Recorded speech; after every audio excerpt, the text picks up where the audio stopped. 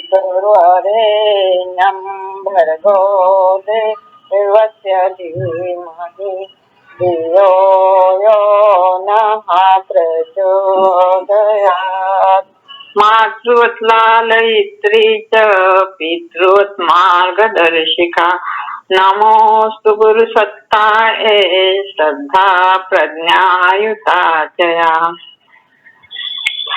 पवित्र असा श्रावण महिना संपला आणि आपल्या सगळ्यांना हरतालिका गणेश चतुर्थीचे वेध लागले. हरतालिका आजच्या काळामध्ये कर्मकांडात्मक आणि उपवास या पुरतीच मर्यादित राहिली आहे, पण आमच्या ऋषीमुनींनी हरतालिकेला सुद्धा व्रत म्हटलेलं आहे. श्रावण महिन्यात सुद्धा अनेक व्रत आचरणासाठी उपवास केलेले आहेत आणि त्याचप्रमाणे हरतालिकेचा उपवास सुद्धा हरतालिकेचा व्रत आचरणात आणण्यासाठी करण्याचा उपवास आहे. आणि त्याच्या मागची ऋषीमुनींची भावना काय आहे ते बघण्याचा आज आपण या सत्संगातनं प्रयत्न करणार आहोत. ओम रतेन दीक्षामाप्नोति दीक्षाप्नोति दक्षिणाम दक्षिणात् श्रद्धामाप्नोति श्रद्धयात् सत्यमाप्यते. फार अतिशय असा सुंदर श्लोक आहे की व्रत कशाला म्हणतात ते कशाला म्हणतात नाही तर व्रतामुळे आम्हाला काय फायदे होतात आणि व्रत म्हणून व्रत करायचं. अर्थ फार सुंदर आहे हा व्रत श्लोकाचा. ओम रतेन दीक्षा माप्नोति. दीक्षा म्हणजे काय? दिशा. आमच्या जीवनाला जर दिशा मिळायची असेल तर आम्ही काही ना काही व्रताने संकल्पित व्हायला पाहिजे. आणि मग व्रत अशी दीक्षा ज्या वेळेला घेतो आम्ही अशी एखादी दिशा ठरवतो म्हणजे लक्ष ठरवतो. ओम रतेन दीक्षा माप्नोति. लक्ष ठरवायचं असतं. व्रत घेताना काय करायचं असतं? लक्ष ठरवायचं असतं. आणि मग व्रतेन दीक्षा माप्नोति दीक्षाप्नोति दक्षिणा. आणि अशा ध्येयापूर्तीकडे वाटचाल करत असताना आम्हाला दक्षिणा मिळतं. म्हणजे काय मिळतं? आम्हाला आमच्या केलेल्या प्रयत्नाला यश मिळतं. दक्षिणा म्हणजे काय? मोबदला. जे आम्ही काही करू त्याचा जो मोबदला असतो त्याला दक्षिणा म्हटलेलं आहे. दक्षिणात श्रद्धा माप्नोति. आणि असं ज्या वेळेला आम्हाला त्याचं श्रेय मिळायला लागतं, मोबदला मिळायला लागतो, त्यावेळेला आम्ही वाटचाल करत असलेल्या आम्ही स्वीकारलेल्या त्या व्रतावर आमची श्रद्धा नंतर बसते. श्रद्धेने आपण करतो, भावनेने करायलाच पाहिजे, पण श्रद्धा भावनेसाठी आधी ही दिशा आमची पक्की झाली पाहिजे. आणि मग त्या श्रद्धा आणि त्या श्रद्धेतनं मग काय होतं? आम्ही जास्त श्रद्धा म्हणजे मनपूर्वक मग ते व्रत आमच्या जीवनामध्ये स्वीकारतो आणि त्या स्वीकारलेल्या व्रताने आम्हाला काय मिळतं? सत्य माप्नोति. सत्य काय आहे? की आम्ही ज्यासाठी हे केलं होतं अट्टहास त्याची पूर्णत्व. सत्य काय? परमेश्वराचं एक रूप आहे, पूर्णत्व येते आणि ते पूर्णत्व आम्हाला त्याची जाणीव आम्हाला होते, त्याची अनुभूती आम्हाला येते.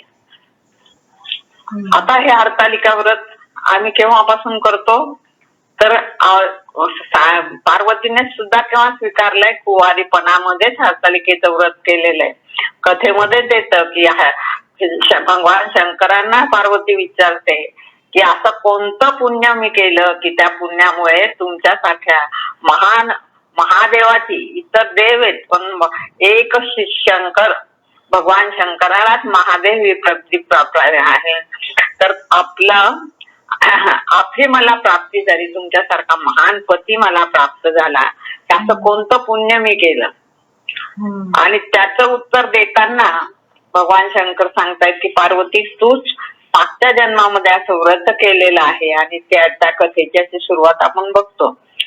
आणि कुवारपणामध्ये म्हणजे ती कोणती अवस्था आहे? आपली विद्यार्थी दशेची अवस्था. ह्या व्रताचा थोडासा आपण विचार करणार आहोत श्लोकाच्या अर्थाचा की विद्यार्थ्यांची दीक्षा काय? मग त्यांचं अभ्यास करणं, ज्ञान ग्रहण करणं, जे काही शिक्षण घेत आहेत त्या शिक्षण कसं आहे, योग्य पद्धतीने घेणं आणि अशा पद्धतीने ते शिक्षण घेत असताना कॉलेजच्या जीवनातलं, शालेय जीवनातलं इतर जे आकर्षण आहे आजच्या काळात तर खूपच आहेत, त्या सगळ्यांना कुछ पाने के लिए बहुत कुछ खोना पडता है हे हा उद्देश लक्षात घेऊन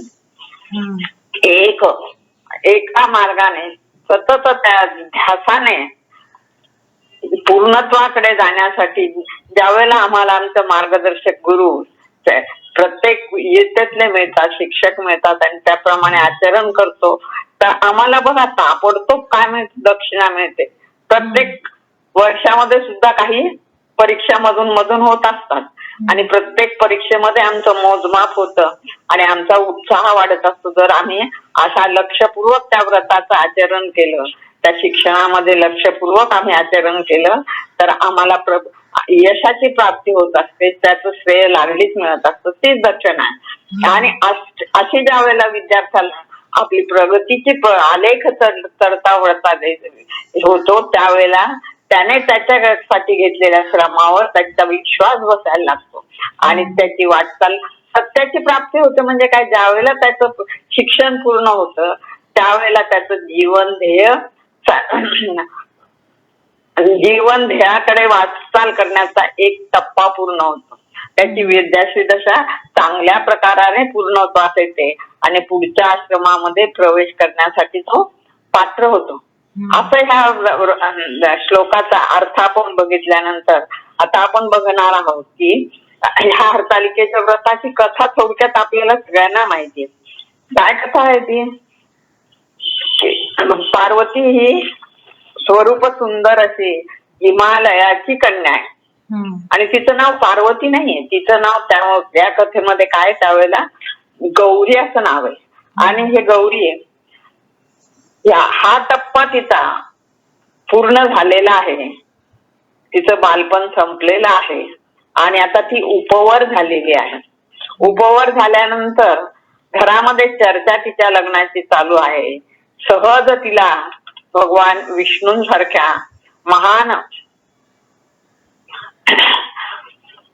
पती वराची मागणी येते आणि सगळ्या ठरतोय तिचा विवाह कोणाशी ठरतोय, तिच्या आई वडिलांची इच्छा असते की कुणाची लग्न करायचंय आपल्याला, भगवान विष्णूची लग्न करायचंय. पण पार्वतीला हे मान्य नाही. बघा काय विचार आहे आजच्या काळामधल्या आणि त्या काळामध्ये किती जरी अंतर असलं तरी आमच्या भारतीय संस्कृतीचं हे वैशिष्ट्य आहे की आमच्या ह्या भारतीय संस्कृतीमध्ये सूत्र एक आहे.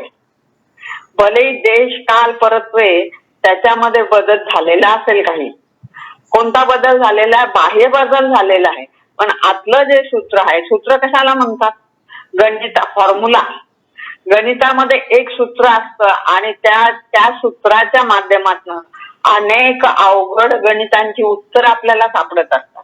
सूत्राचं हे महत्व आहे. सायन्स मध्ये तुम्हाला सायन्स शिकणाऱ्या सगळ्यांना माहिती आहे की एका सूत्राचा किती विस्तार होऊ शकतो, कारण सर्व जीवनाचं ध्येय त्या सूत्रामधून आम्हाला आमच्या ऋषीमुनींनी दाखवलेलं असतं. आणि भारतीय संस्कृतीचं हे वैशिष्ट्य आहे की ते सूत्र आजही त्याच पद्धतीने चालू आहे. त्या देश काल परत्वे त्याची बाह्य चौकट बदलली असेल, आचरणावर काही चांगले बदल झाले असतील, काही विकृती आल्या असतील आणि आमची संस्कृती जर पुनर्जीवन करायचं असेल तर आम्हाला आलेली विकृती दूर करून त्याला प्रकृतीकडे नेऊन प्रकृतीतून परत आमच्या संस्कृतीपर्यंत पोहोचवण्याचा विचार आज आम्हाला करायचा आहे. पण प्रत्यक्ष चित्र मात्र विकृत दिसतंय. आलेली विकृत संस्कृती आम्ही शिकलो सवरलो आहे तरी हरतालिकेचं व्रत म्हणा किंवा कोणतेही व्रत म्हणा एका कर्मकांडामध्ये बांधून ठेवलेलं आहे.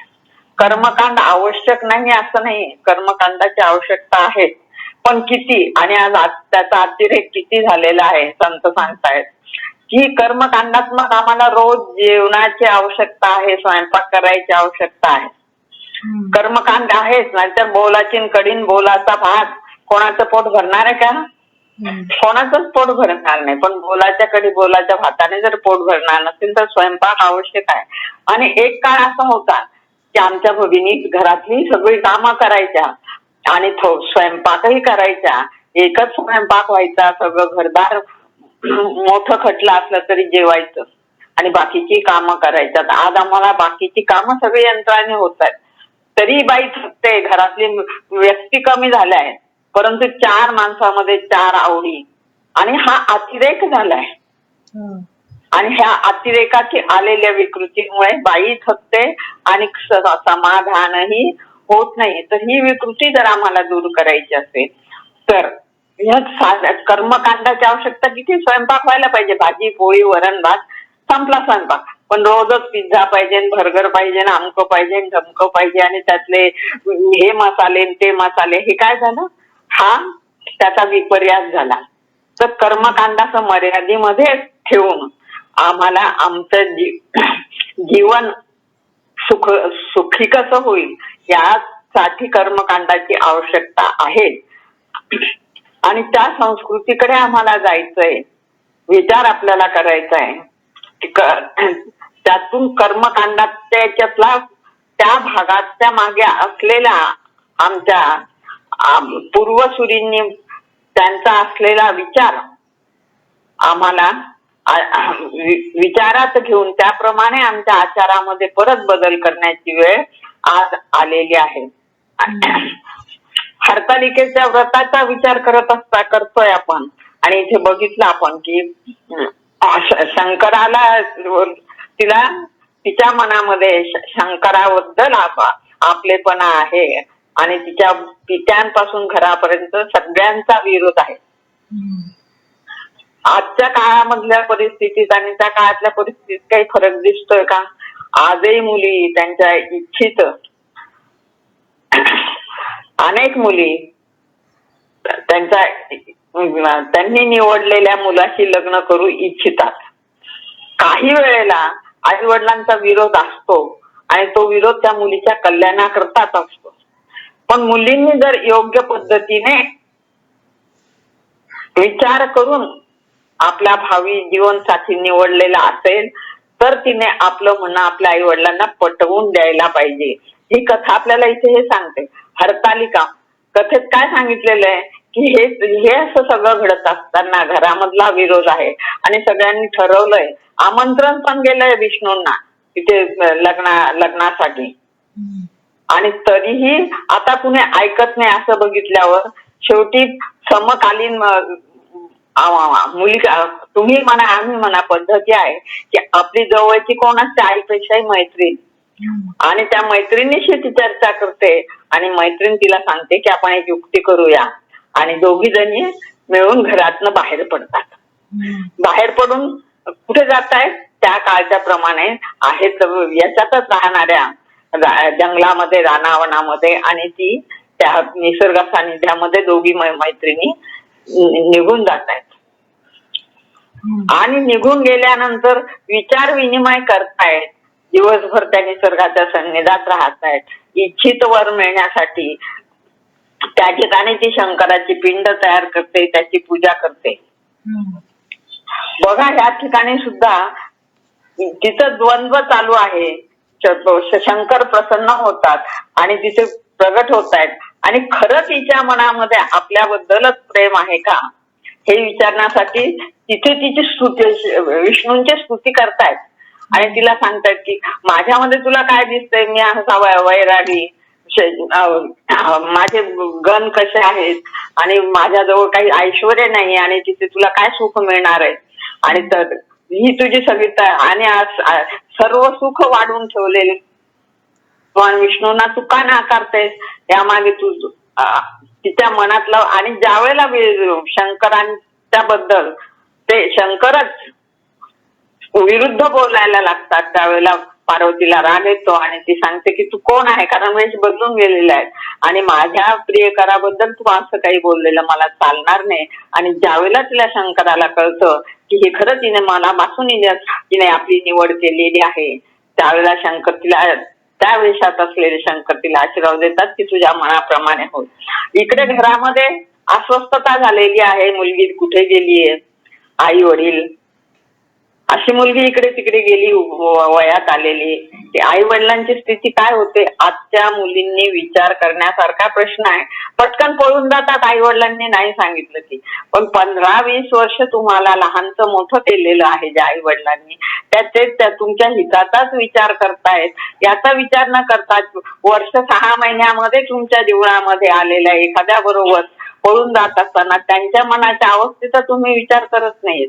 पार्वतीने असं केलेले नाहीये. हा आदर्श आजच्या मुलींना ह्या हरतालिका व्रतामधून जर आम्ही समजावून सांगणार असो तर कुवारिकांनी हरतालिकाचं व्रत करण्याचं खरं श्रेय दीक्षा मापनोती श्रद्धा मिळेल आणि त्यांना सत्याची प्राप्ती होईल असं या व्रतातनं आपल्याला दिसतं. आणि त्या पार्वतीचे वडील त्यांना शोधत आलेले आहेत आणि तिथे तिला सांगतात की बेटा तुझ्या मनासारखं करून देतो आणि चाल. आणि ह्या मैत्रिणीने तिला तसा सल्ला दिला नाही की चल तू बॅग भर आणि मी तुला मदत करते, गाडीत बसवून देते त्याच्याबरोबर. तिने सांगितलंय आई वडिलांची संमती आधी मिळवलीये. आई वडिलांच्या मनाविरुद्ध जरी असली तरी आई वडिलांची संमती मिळून आई वडिलांच्या संमतीनेच विवाहाचा संपन्न केलेला आहे. हरतालिकाच्या व्रताचं हे मर्म आज आम्हाला समजून घेण्याची आवश्यकता आहे आणि म्हणून आज आपण यावर या पद्धतीने असा विचार करतोय.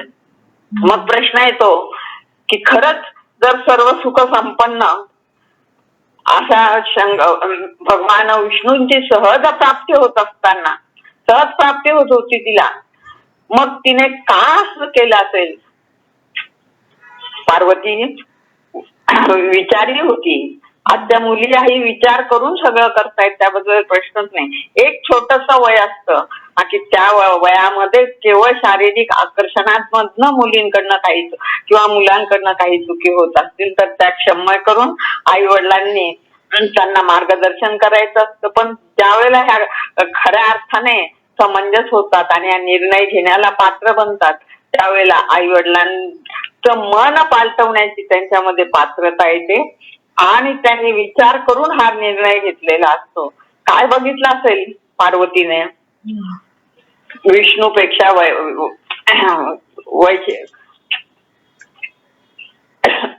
शंकरांमधलं तर मला असं वाटतं की शंकर त्या काळामध्ये सुद्धा भगवान शिव हेच स्त्री स्वातंत्र्याचे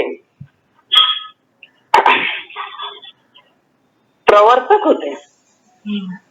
बरोबरीने पत्नीला स्थान देण्याचं कार्य शंकराने केलेले म्हणून त्यांना अर्धनारी नटेश्वर म्हटलेले. स्त्रियांच्या वेदनांची जाणीव करून घेण्यासाठी समर्पण भावातनं तिच्याशी एकरूपता साधण्याची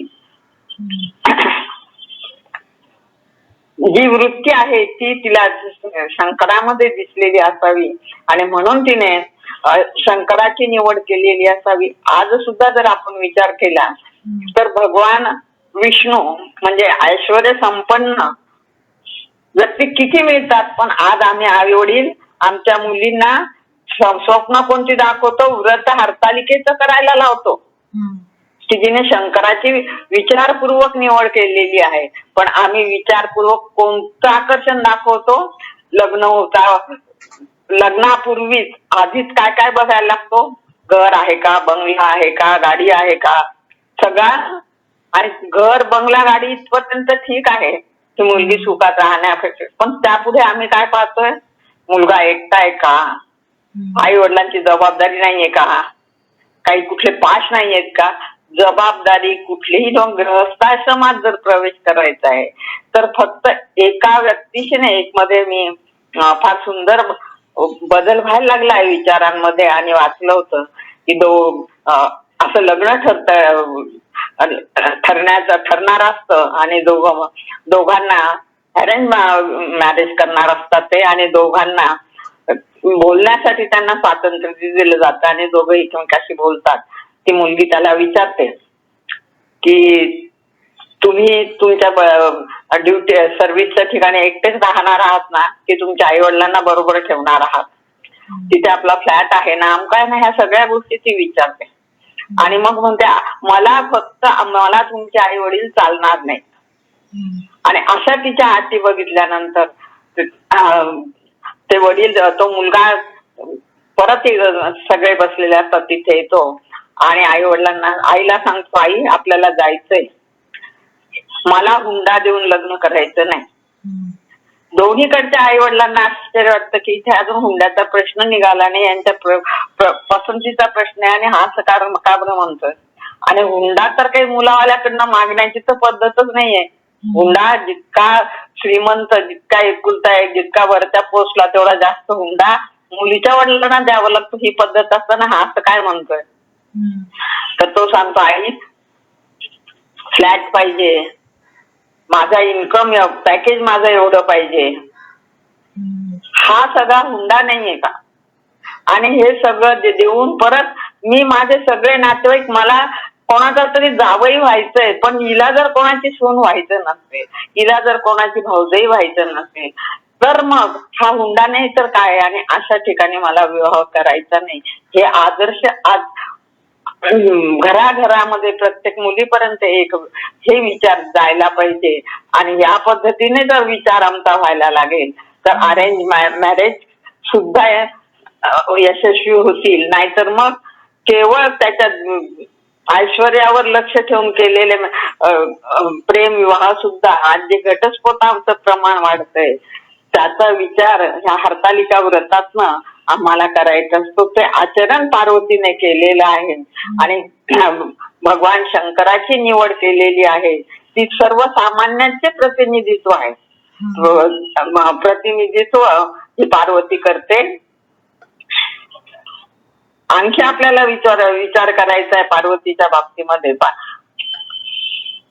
थोडासा जर प्रतीकांचा विचार केला, मला नावं ठेवायची नाहीत किंवा प्रतीक आहेत ती, पण विचार करताना आपल्याला विचार करायचा आहे की आपण बघतोय अर्धनारी नटेश्वराचा विचार आपण केलाय. समानत्वाची वागणूक शंकराजवळ मिळते, वामांगी गौरी म्हटलेलं आहे.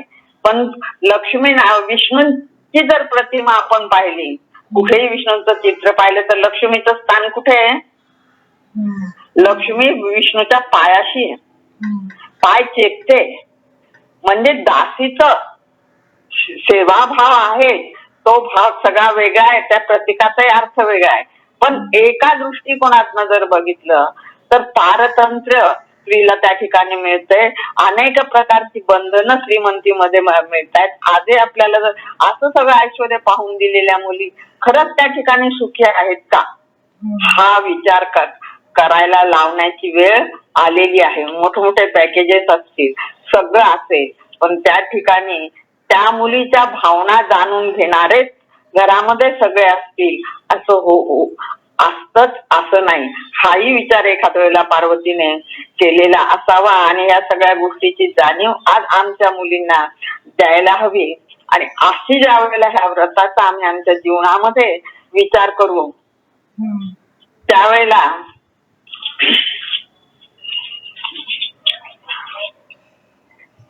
थोडासा आध्यात्मिक दृष्टीने जर विचार केला आपण तर तृतीय आहे ही काय, हरतालिका, ती त्रिगुणात्मक प्रकृतीतनं. आणि ह्या 3 अवस्था कोणत्या? आता जे आपण हा विचार मंथन केलं ते काय केलंय, जागृती व्हावी, आमच्यामध्ये जागृती व्हावी म्हणून ज्या 3 अवस्था ज्या आहेत, सुषुप्ती, स्वप्न आणि जागृती, या जीवनाच्या 3 अवस्था आहेत. ज्यावेळेला अशा वयात मुली येतात त्यावेळेला त्या स्वप्न पाहतात, आपल्या भावी आयुष्याची स्वप्न पाहतात आणि त्या स्वप्नामध्ये त्या थोड्याशा विचारांना त्यांच्या मर्यादा येते म्हणून त्या सुषुप्त अवस्थेत जातात. पण ह्या दोन्ही अवस्थेतून, स्वप्न अवस्थेतून स्वप्ने पाहायला पाहिजेत, पण ते स्वप्न किती प्रत्यक्षात व्यवहारामध्ये उतरू शकतात याचीही जाणीव त्यावेळेला होत नाही. आणि म्हणून त्या स्वप्न रंगवण्यामध्ये सुषुप्ती अवस्थेमधून त्यांना जागृत करायला पाहिजे. आणि ह्या जागृतीची ही तृतीय अवस्था आहे. म्हणून हरतालिकेचं तर तृतीयेच्या दिवशी करायचं असतं. आणि अशा तृतीने ह्या जागृतपणे ज्यावेळेला आपल्या वराचा नियोजन मुली करतील त्यावेळेला त्या खऱ्या अर्थाने सुखी होतील आणि भारतीय संस्कृतीचा पुनर्विकास होईल. कुटुंब व्यवस्थेत आलेली आमची मरगळ कमी होईल. आणि मग बघा त्यानंतर लागलीच दुसऱ्या दिवशी इथे गणेश चतुर्थी.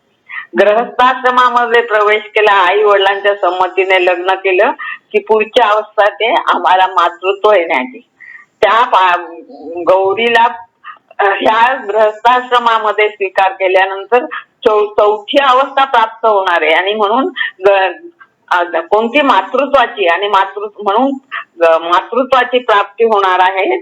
त्यावेळेला गणेशासारख्या विवेकाच्या देवतेला ची माता जर बनायची असेल तर ती म्हणून गणेशाची चतुर्थ अवस्था आहे. ती चतुर्थ अवस्था अध्यात्मामध्ये उन्मनी अवस्था म्हणून म्हटलेलं आहे. आणि ती उन्मनी अवस्था प्राप्त व्हायची असेल तर आम्हाला काय करावं लागतं, याप्रमाणे गणेश विवेकाची देवता आहे. विवेकाने सगळ्या गोष्टी जीवनामध्ये आचरणात आणू त्यावेळेला आम्हाला ती पात्रता येईल की विवेकाची देवता असलेल्या गणेशाचं मातृत्व आमच्याकडे येईल. आणि अशा ह्या गणेशाचं मातृत्व केव्हा येतं तर गृहस्थाश्रमाच्या पूर्णत्वेसाठी मातृत्वाची आवश्यकता असते.